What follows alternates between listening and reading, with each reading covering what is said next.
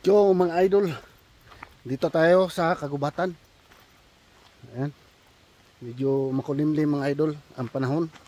Ewan ko baka uulan. Ayan, bali silip-silip lang tayo dito mga idol sa loob ng kagubatan. Anong meron makita natin dito. Ayan, so meron tayong trail dito na papasukin. Ito mga idol oh. Tapos mag-violent tayo.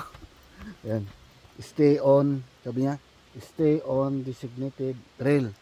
Yung designated trail, ito yun. Pero itong nandito, hindi ito designated trail. Kaya nga dito ito nilalagay. Dito ito nilalagay mga idol kasi may mga pumupunta talaga dyan sa baba. Yan, so puntahan natin mga idol. Bakit? Laging may pumupunta dito na hindi ito designated trail. Ha? Itong dinaanan natin, yan oh. Hindi ito designated trail mga idol. Yan, so alamin natin bakit meron at meron pa rin dadaan dito, no? Matitigas talaga ang ulo. Sabi na, wag dadaan dito. Dito talaga dumaan. Tulad ko. Dito ako dumaan. Yan. Kasi ano nga pala ang nandito? Ano ang mapapala natin dito? Ayan. So meron pumunta dito. Siguro hanggang dito lang siya. Kasi nag-iwan siya ng popcan oh. Yan. Iwan niya dito. Baka hanggang dito lang siya pa silip-silip sa loob ng kagubatan na to. Yan. Dito tayo sa liblib na lugar ngayon mga idol. Yan. Tapos may mga ano talaga dito, may mga apak. Yan. May mga trail dyan oh. Kung na dinaanan ng tao. Dito rin oh. Yan. So yun yung baybayin natin. Silipin natin mga idol. Sana okay lang dito. Yan medyo ano yung ano natin, yung camera. Masilawan. Kasi nakahangad yung ating camera. Yan. So gaya ko, matigas ang ulo mga idol. Pumasok din ako dito. Itong namindala na natin. Diba? Kita dito.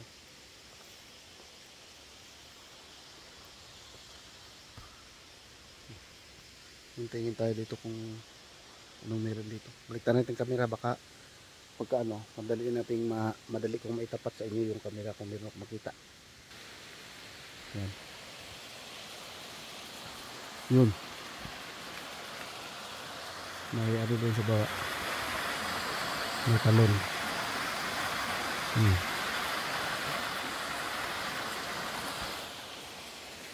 Ito sanahan.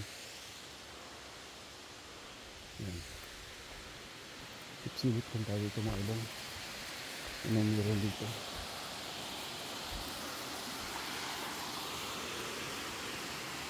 May parang ano dyan oh.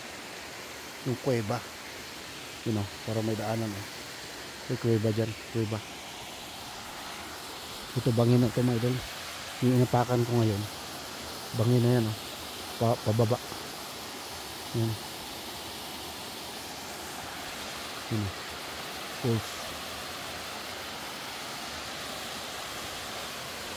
Doon din oh, may kuweba doon.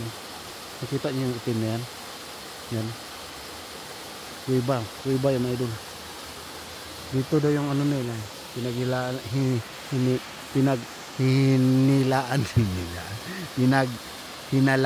Hinalaan na ano. May hinala sila dito na dito banda yung ano bahay ng bear na laging umaano dyan sa umaligid-aligid dyan sa mga bahayan doon sa taas. Yan. So yung doon yung ano na yan, kuweba na yan at saka yung kuweba dito sa likod ng puno na to hindi ko lang alam kung nandyan no. So, maganda sana kung saktong-sakto na makita natin yung bear na pumasok dyan kung lumabas. Ngayon binabaybay ko itong ano na to, itong trail na ito na pinagbabawal na puntahan. Maganda yung view mga idol. Yan. At may mga hayop dyan sa baba. Sigurado kitang kita natin yan. Yung meron. walang ano, walang movement. Yun tayo sa baba unahan, saka mayroong movement doon mga idol. Ayan tayo.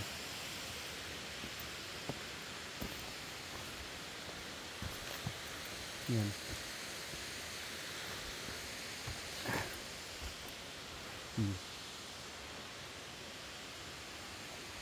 Parang may narinig ako ng ano.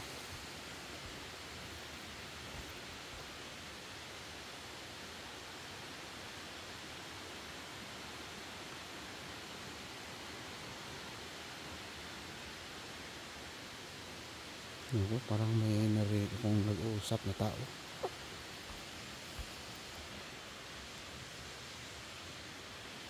Ayan.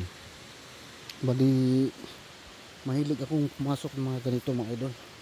Mga liblib na lugar. Mga kagubatan. Ano? Ito naman yung ginagawa ko dati sa Pilipinas. Yung dati kong trabaho ay namumundok kami. Yan, pinapasok namin yung mga liblib na lugar. Mas liblib pa dito mga idol ang pinapasok namin. Yan. Wala tayo nakita mga galawan. Mga kakaibang galawan dito mga idol, wala. Yan.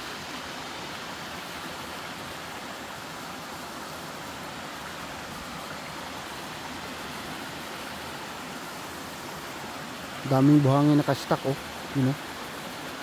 Yan. Sana makabili ako ng ano, nung gold panning. Yan, yung ginaganong-ganon mga idol oh, hanggang makakuha ka ng ginto. Malamang dito, yan oh. Tapos naiipon yan dyan oh. Malay natin mga idol no, baka may ginto. Yan. Sikilit tayo dito sa gilid-gilid kasi mamaya maano tayo, mabulaga tayo kung meron mang ano, hayop.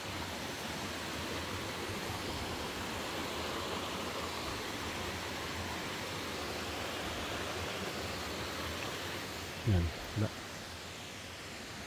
wala naman mga idol, wala namang kaibang kaganapan na nandito sa loob ng area ng kagubatan na ito. May ano pa doon no, daanan pa doon dito, tatawid ka dito sa ganun. Malaking puno na yan sa likod. Tapos parang pagusan doon sa kabila, tatawid ka na doon. Kasi may sign doon no. Makita ba dyan may doon? Ito, kulay orange yan. Yan ang kulay orange. Doon tatawid. Doon may, siguro may nag-ano dito, nag-walking, no? Dito sila nag-walking, tapos naglagay na sila ng marking dito mga idol. Ginawa ko rin yan one time mga idol, naglagay ako ng marking, yung pinakaunang naglakad ako ng mag-isa sa bundok dito, sa ano, sa Canada. Mag-isa lang ako, tapos naglagay ako ng ribbon marking ko na tinatali ko dyan sa puno, sa sanga, para kung in kaso na, kasi wala akong GPS na dala eh, ang inaano ko lang yung inaapakan ko, tapos hindi naman masyado makita yung inaapakan ko mga idol kasi mag-isa lang ako, tapos yung movement ko ay gandahan. So kung sakali magkabulagaan, kung mayroon ng mga hayop na gano'n na tapos habulin ako, at least alam ko yung saan ako babalik, no, hindi ako mawala. Yan, tulad nito mga idol. So isang daanan lang yung susundan natin pabalik. Yan, at siyempre nakapang uniforme ako eh, ha, baka maano tayo, madumihan tayo, may bibisita pa ako sa mga ano, matatanda. Yan, so sana mga idol. Kasi doon sa unahan may bahayan na yan mga idol, tapos Sabi ko nga sa ano ko, kliyente ko na matanda na minsan naglalagi ako dyan sa bundok, pumapasok ako. Sabi niya, huwag mong gawin yan kasi may mga hayop dyan, baka ano, disgrasya o ano, yung mga anda dito, mababangis na hayop. Yan. So palagay ko yung mga hayop, hindi naman yan sila atake basta-basta sa tao mga idol, kung walang rason. Yan. Kung iiwas yan sila, iiwas at iiwas yan. So ilang beses na ako nakaharap ng bear. Iiwas at iiwas talaga sila. Bear, coyote, raccoon. Pero yung iba, yung mga lobo, wala pa ako dyan, hindi pa ako nakita yan. Lobo, yung tinatawag dito nila mga idol na mountain lion. Yan, tinatawag dito nila mountain lion. Yung cougar. Yan, ano, ganda ng view. Yan, yan idol. Yan, ayos. So, papunta tayo mga idol.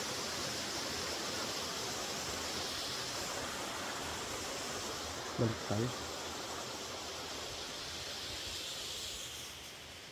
Wala naman ako narinig na kaluskos. Mga kaluskos, mga nababalik ng sanga. Yan. Pag kami narinig kanya mga idol, mga kaluskos, nababali ang sanga, ibig sabihin merong ano, merong mga malaking hayop. Yan. Kung hindi sila babaybay dito sa dinaanan natin, yan, dadaan sila dito, sigurado yan meron niyang kaluskos tinatawag. Yan. Sarap sana pumasok yan sa looban, kaya lang hindi tayo preparado mga idol. Yan, namiss ko tong ano, pumasok dito sa mga loob ng kagubatan mga idol. Yan, during sa time namin mga idol na sa trabaho ko sa Pinas. Ayan, ito na medyo mataas-taas tayo. Ito yung magandang pwesto pagtulugan paggabi. Yan, tinatawag namin harboring. Pag sinabi ng team leader namin, oh, hanap na ng location, mag-harboring tayo. Yan, palagay ko ito perfect na perfect sa harboring. Ayan, naduduyan kami dito mga idol. Ayan, natutulog, nagduduyan hanggang ano, umaga. Ayan,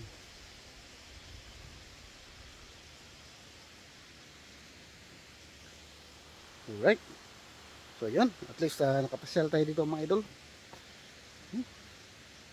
Labas na tayo kasi makulimlim na mga idol, baka biglang bumuhos yung ulan, maano tayo, maano tayo dito sa kita ng ano, kagubatan, magbasa tayo ng ulan.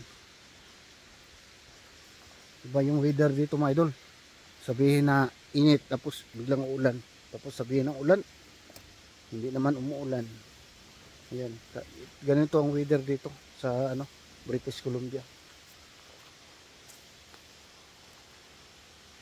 Ayan, balik na tayo mga idol. Ayan, so maraming salamat nga pala mga idol sa pagsama sa akin dito sa liblib na lugar. Ayan, at siyempre ingat kayo lahat dyan mga idol lalong lalo na yung ano, yung mga kasamahan natin dyan na pumapasok sa mga liblib na lugar, kagubatan, ay mag-ingat po tayo lagi. At siyempre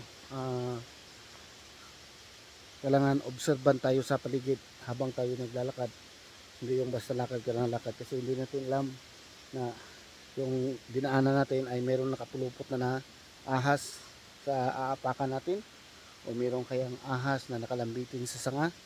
Kaya kailangan alerto yung mata habang naglalakad sa kabundukan, no mga idol. Kaya so hanggang dito lang siguro mga idol yung vlog ko mga idol. Kaya maraming salamat talaga sa pagsama sa akin dito sa loob ng ano, ng kagubatan. At ingat kayo lahat dyan mga idol ha. Yan, bye bye mga idol, bye bye, thank you for watching.